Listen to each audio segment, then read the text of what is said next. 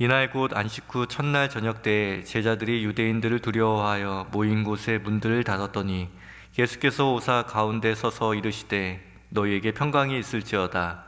이 말씀을 하시고 손과 옆구리를 보이시니 제자들이 주를 보고 기뻐하더라.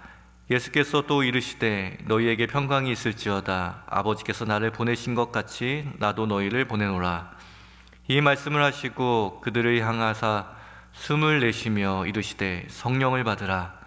너희가 누구의 죄든지 사하면 사하여질 것이요 누구의 죄든지 그대로 두면 그대로 있으리라 하시니라. 여기 계신 분들은 대부분 봤을 법한 TV 프로이신데요. 1983년도 KBS에서 추진한 이산가족 찾기라는 프로그램들을 여러분들 다 한 번씩은 보셨을 것입니다. 저도 예전에 어렸을 때지만 다시 재방송을 한 건지 잘 모르겠지만 저도 이 방송의 기억이 있습니다. 이 방송은 무려 138일 동안에 453시간을 사용하여서 특별히 또 생방송으로 진행하여서 1만여 명의 이산 가족들을 만나게 해 주었습니다. 당시 참 감동적인 장면들이 많이 연출되었는데요. 그때는 유전자 감식이라는 것이 없었기 때문에 그때 당시의 기억들, 또 이름, 헤어진 장소, 특별히 그 사람이 갖고 있는 상처나 아니면 흉터, 그리고 점이나 이런 특징들 통하여서 그때 헤어졌을 때에 그 사람이 맞는지 확인하는 작업들을 했던 장면들이 기억납니다. 오늘 부활하신 예수님을 만난 이 제자들도 예수님께 있었던 그 상처를 통하여서 이분이 예수님이구나 라는 것을 깨닫게 되는 장면들을 우리도 볼 수 있습니다. 그분의 상처를 보고 나서야 그제서야 부활하신 예수님을 발견할 수 있었던 것이죠. 요한복음 20장 19절에서 20절 말씀을 한번 같이 읽어보겠습니다. 이날 곧 안식 후 첫날 저녁 때에 제자들이 유대인들을 두려워하여 모인 곳에 문들을 닫았더니 예수께서 오사 가운데 서서 이르시되 너희에게 평강이 있을지어다. 이 말씀을 하시고 손과 옆구리를 보이시니 제자들이 주를 보고 기뻐하더라. 마리아도, 그리고 엠마오로 가는 제자들도, 그리고 또 오늘 본문에 있는 11 제자들도 예수님을 처음은 알아보지 못합니다. 예수님이 떡하니 서 있는데도 예수님을 알아보지 못하는 기이한 장면이 연출되죠. 무엇보다도 그들은 예수님이 죽었다라는 사실에 어떻게 생각하면 매몰되어져 있고, 그리고 예수님께서 부활하신 몸은 우리가 알고 있었던 그 몸과 다르기 때문에 또 못 알아볼 수도 있었다라는 생각을 하게 됩니다. 그런데 그들이 예수님을 알아보게 된 결정적인 이유 하나가 있는데, 그것은 예수님께서 보여주시는 그 상처와 흔적 때문에 그들이 그제서야 예수님을 알아보는 것을 우리는 볼 수 있습니다. 예수님께서는 그 제자들에게 나타나셔서 이렇게 말씀하시는 것이죠. 손과 옆구리를 보아라. 그것에 무엇이 있습니까? 예수님의 손과 예수님의 옆구리에는 이 십자가로 인하여서 생긴 이 못자국과 창자국이 있는 것이죠. 그 못자국과 창자국을 보라고 말씀하십니다. 이 목자국과 창자국은 십자가로 인하여서 생겼다라는 것을 기억하셔야 합니다. 십자가로 인하여 생긴 상처, 그것은 일반 사람들에게는 자랑스러운 상처가 아니죠. 어쩌면 자신이 죄인이었다라는 것을 낙인 찍는 상처이고, 그리고 그것은 어떠한 거대한 폭력에 속수무책으로 연약하게 당했다라는 상처이기도 하고, 또 굴욕적인 상처이기도 합니다. 근데 그 상처를 보여주는 것이죠. 세상에 이런 사람이 어디 있습니까? 자신이 범죄라는 것을 이렇게 보여주는, 흔적들을 보여주는 사람은 세상에 없습니다. 자신이 매우 커다란 폭력에 노출되었다는 것을 다른 사람들에게 떠벌리듯이 보여주는 사람은 없을 것입니다. 그런데 그런 상처를 예수님께서 보여주셨다는 것이죠. 예수님께서 그 상처를 보여주시면서 자신을 확인시켜 주셨다라는 것에 조금은 제가 이 본문을 읽을 때 충격적이었습니다. 우리 예수님의 영광스러운 모습, 그 예수님의 온전한 모습을 보여주셔야 할 것 같은데 그 상처를 통하여서 그들이 예수님이었던 것을 알았다라는 것. 그것은 참 재미있는 일인 것 같습니다. 이것이 한 번만 이루어진 것이 아니라 이후에 8해가 지나서 도마에게 나타났을 때도 똑같이 상처를 통하여서 자신을 알려주십니다. 요한복음 20장 27절 말씀을 같이 읽어보겠습니다. 도마에게 이르시되 내 손가락을 이리로 내밀어 내 손을 보고 내 손을 내밀어 내 옆구리에 넣어보라. 그리하여 믿음 없는 자가 되지 말고 믿는 자가 되라. 제자들이 예수님을 알아봤던 유일한 통로가 상처였다라는 사실에 우리가 집중하여 오늘 본문을 봤으면 좋겠습니다. 왜 예수님은 자신이 부활하고 나서 온전한 그 몸에 상처만은 지우지 않으셨을까요? 그리고 왜 그 끔찍하고 굴욕적인 흔적을 통해 제자들에게 나다라는 것을 보여주셨을까요? 다른 방법도 많았을 텐데 왜 그런 방법으로 제자들에게 부활하신 예수님을 알아보게 하셨을까요? 사람들은 저마다 상처를 가지고 살아갑니다. 그 상처를 또 감추고 살아가죠. 상처가 부끄럽고 아프고 괴롭기 때문입니다. 그렇기 때문에 우리는 상처를 감추고 지우고 살아가려고 노력합니다. 여러분에게도 그런 상처가 있겠죠. 남들이 볼까 무서운 상처, 그 상처 때문에 평생 또 밤새 또 그것이 지워지기를 기도하며 그것이 치유되기를 기도하는 그 기도의 제목이 있을 것입니다. 그런데 그런 상처는 잘 지워지지 않죠. 그런 상처가 우리에게 참 지워졌으면 좋겠다라는 마음으로 간절히 기도해도 그 상처는 잘 지워지지 않습니다. 상처에 대한 이야기를 하기 전에 먼저는 여러분 안에 있는 그 상처들이 예수님의 그 온유하심과 예수님의 그 인자하심으로 지워지기를 간절히 기도드릴 뿐입니다. 그런데 예수님께서는 그 상처를 지우시지 않으셨다라는 사실에 여러분들의 마음을 고정하셨으면 좋겠습니다. 첫 번째로는 왜 예수님은 그 상처를 지우시지 않으셨을까? 그 상처가 우리를 위한 십자가의 상처이기 때문입니다. 우리가 알고 있듯이 이 땅의 아픔과 상처는 슬픔도 없고 눈물도 없는 하나님의 나라에 가면 다 치유되고 없어질 것입니다. 모든 것이 사라질 때 자신에게 남는 그것이 그 사람의 정체성일 겁니다. 예수님께서는 이 땅에 있었던 모든 흔적들을 지우시고 부활한 몸으로, 그 육체의 부활한 몸으로 우리 앞에 쓰셨습니다. 근데 단 한 가지 지워지지 않는 것이 있었죠. 그것이 손에 난 못자국, 그리고 창에 난 창자국, 허리에 난 창자국입니다. 그것을 통하여서 예수님께서는 내 몸에 이 땅의 삶을 살아오면서 남겨진 것, 그것은 못자국과 창자국 뿐이다 라는 것을 우리에게 알려주시는 것이죠. 이것이 어떤 자국입니까? 우리를 위하여서 예수님이 우리를 위하여서 지신 그 십자가의 자국만이 남겨졌다라는 것을 우리에게 보여주신 것입니다. 그것을 통하여서 제자들은 예수님을 확인하게 됐던 것이죠. 하필이면 왜 이 흔적만이 남았을까? 그것은 예수님이 이 땅에 오신 목적이었고 또 사명이었고 그분이 오셔서 꼭 이루시고 싶으셨던 그 일이었기 때문입니다.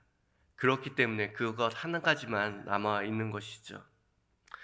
오직 우리는 예수 그리스도의 십자가를 통하여서 예수님을 알아볼 수 있고 예수님의 사랑을 알아볼 수 있고 예수님의 영광스러운 부활을 알아볼 수 있었다라는 것을 기억하시기 바랍니다.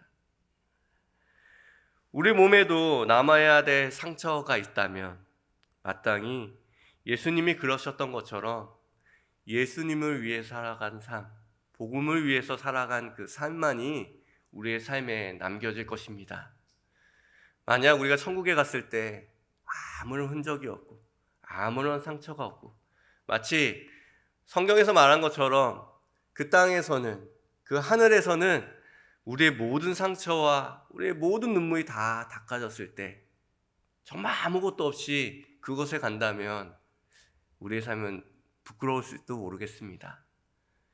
우리의 삶에 남아있는 상처, 내가 그토록 어려웠던 그 상처들은 다 지워질 것입니다. 하지만 한 가지 상처가 남겨질 것입니다. 예수님을 위해서 살아갔던 것.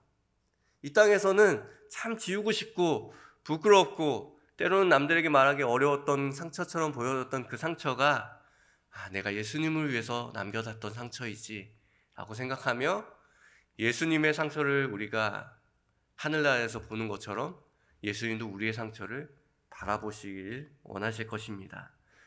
여러분에게도 이런 상처가 있으십니까? 지워질 상처와 지워지지 않는 상처가 있다라는 것, 지워질 흔적과 지워지지 않은 흔적이 있다라는 사실을 기억하여 여러분 안에 지워야 할 것이 무엇이고 그리고 꼭 남겨야 할 것이 무엇인지를 생각해 보시고 또 그런 삶으로 초청받으시는 여러분의 삶이 되길 소망합니다. 사도 바울을 통하여서 우리는 상처를 남기는 인생이 얼마나 아름답고 영광스러운지를 알 수 있습니다. 사도 바울은 예수의 흔적, 스티그마라고 자랑하는 그의 그 고난의 흔적을 자랑합니다. 갈라디아서 6장 7절 말씀과 디모데후서 2장 3절 말씀을 한번 같이 읽겠습니다. 이후로는 누구든지 나를 괴롭게 하지 말라. 내가 내 몸에 예수의 흔적을 지니고 있노라. 너는 그리스도 예수의 좋은 병사로 나와 함께 고난을 받으라.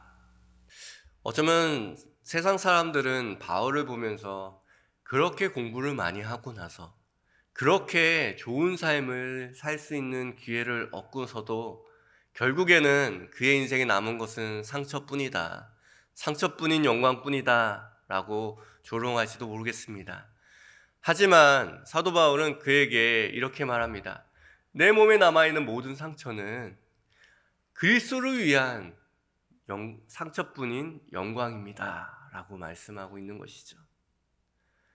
우리 모두가 예수님을 인한 상처 때문에 예수님이 우리를 알아볼 수 있었으면 좋겠습니다.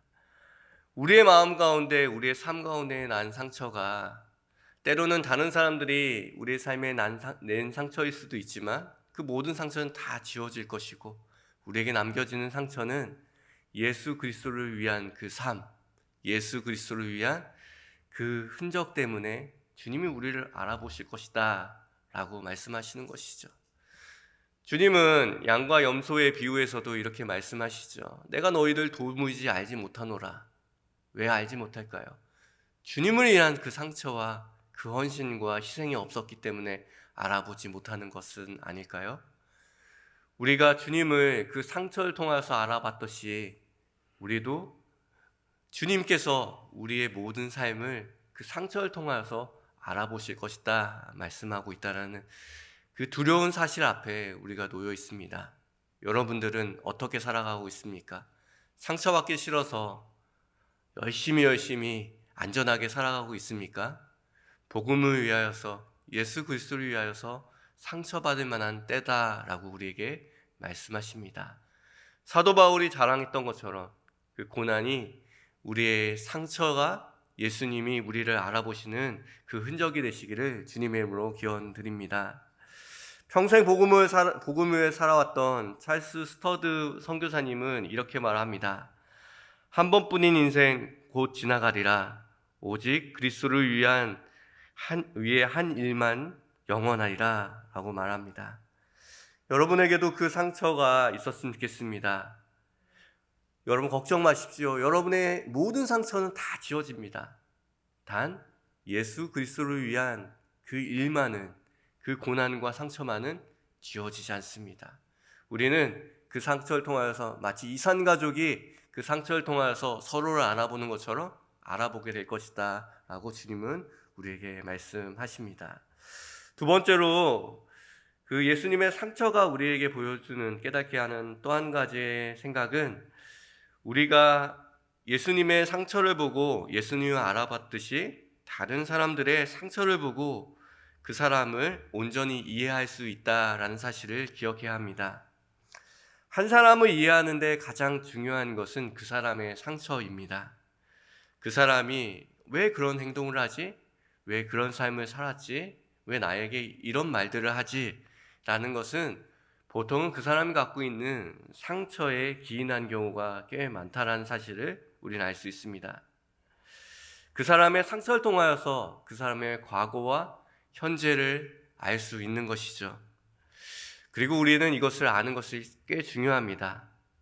그래야지만 그 사람을 이해할 수 있고 그 사람과 함께 할 수 있고 그 사람을 용서할 수 있기 때문인 것이죠.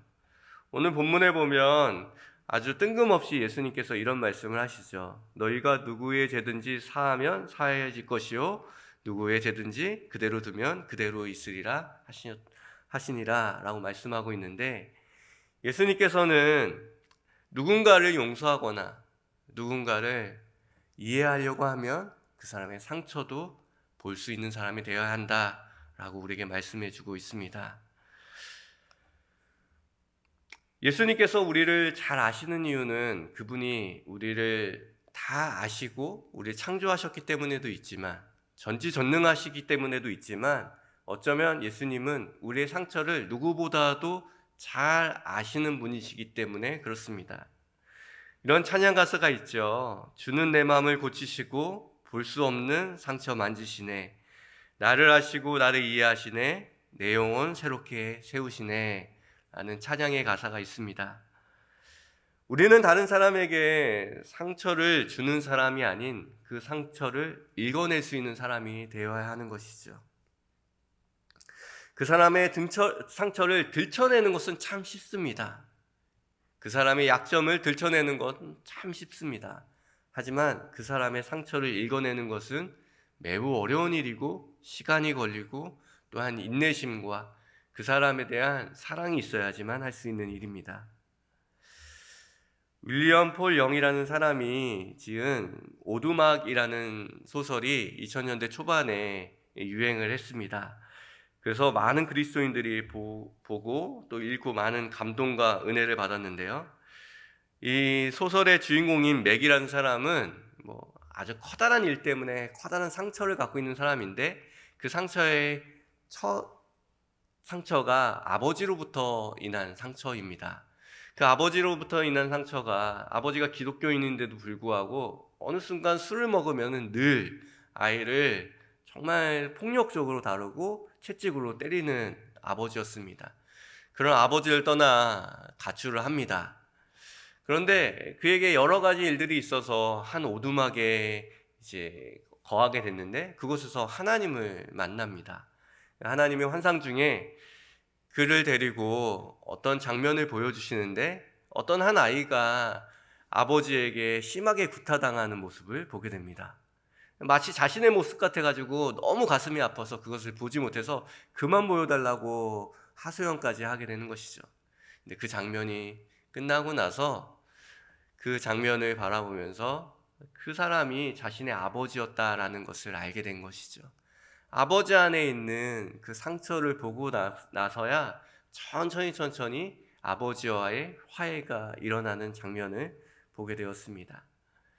사람은 여러 방법으로 그 사람을 이해해 보려고 해도 그 한계가 있죠. 하지만 그 사람의 상처를 깊이 읽어내기 시작하면 그 사람을 이해할 수 있게 되는 것을 깨닫게 됩니다. 여러분들은 사람들의 상처를 들춰내는 사람입니까? 아니면 사람의 상처를 읽어내는 사람입니까? 사람들은 자꾸만 그 사람의 약점과 그 상처를 들춰내려고 합니다.